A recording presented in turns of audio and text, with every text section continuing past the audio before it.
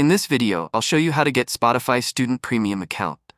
First, open Spotify and tap on the profile icon at the top left of the screen. Next, go to Settings, then select Account. Scroll down and tap on See All Plans. Here you'll find the different subscription options, such as the Duo and Family plans. At the bottom, you'll see the Student Premium plan, which offers a discounted rate for eligible students and can be canceled anytime. Tap on the student plan, and a new page will open where you'll need to verify your student status.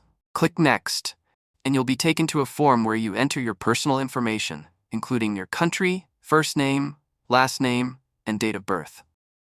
Once completed, click on Verify My Student Status. Spotify will then check your eligibility as a student.